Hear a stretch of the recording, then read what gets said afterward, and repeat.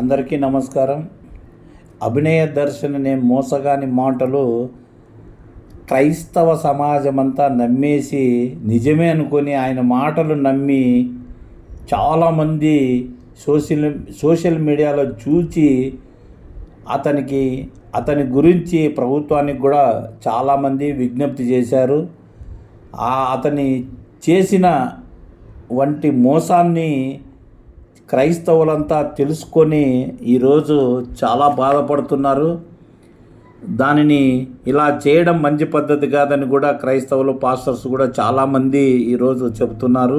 అంత మాత్రమే కాకోకుండా కొంతమంది ఇలాంటి వాళ్ళు రాష్ట్రంలో అంటే నారా చంద్రబాబు నాయుడు సారు మంచి సంక్షేమము అభివృద్ధి రెండు తీసుకొని ఈ రాష్ట్రం బాగుండాలి, ఈ రాష్ట్రంలో రాష్ట్ర ప్రజలు బాగుండాలి, రాష్ట్రంలో అన్ని మతాల వాళ్ళు బాగుండాలి అనే ఉద్దేశంతో ఈరోజు ఆయన 24 గంటలు ఒక పక్క చంద్రబాబు సారు ఒక పక్క లోకేష్ సారు కష్టపడుతుంటే ఎట్లయినా కానీ అలజడి అనేది లేపాలి అనే ఇలాంటి అభినయ దర్శన్ లాంటి వాళ్ళు చాలామంది ఉన్నారు. దయచేసి నేను ఈ మీడియా ద్వారా నేను పాస్టర్స్ చెప్తున్నాను, వీళ్ళు ఏం చేస్తున్నారా అంటే రాష్ట్రంలో లేనిపోని అశాంతిని క్రియేట్ చేసేందుకు, ప్రభుత్వ ప్రతిష్టను దిగజార్చేందుకు ఒక పార్టీకి చెందిన కొందరి నేతలతో పని కట్టుకొని ఇతను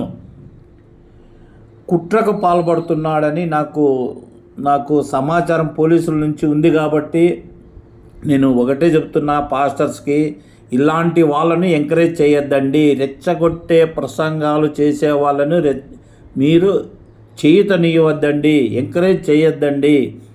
ఇలాంటి వాళ్ళు ఇప్పుడు ఇతని ఎంకరేజ్ చేసిన వాళ్ళు ఇప్పుడు నష్టపోతారు. ఎందుకంటే పాస్టర్స్ వాళ్ళ చర్చిని వాళ్ళు చూసుకుంటే ఏమి సమస్య ఉండదు. ఇలాంటి వాళ్ళని ఎంకరేజ్ చేస్తే రేపొద్దున వాళ్ళు బదనాం అవుతారు. కాబట్టి రాబో రోజుల్లో ఇలాంటి వాళ్ళని ఎంకరేజ్ చేసినా, ప్రభుత్వానికి వ్యతిరేకంగా ఏదైనా కూడా కుట్రకు పన్నినా కూడా మేము ఊరికనే ఉండము. చట్ట ప్రకారమే మా ప్రభుత్వం తీసుకుంటుంది, చట్టాన్ని తన పని తాను చేసుకుంటుంది. అందులో మీరు ఆ కుట్రలో పాలుభాగస్తులు కాకూడదనే నేను ఈ మీడియా ద్వారా పాస్టర్లకు చెప్తున్నాను. తప్పకుండా ఎవరిని ఎంకరేజ్ చేయొద్దండి.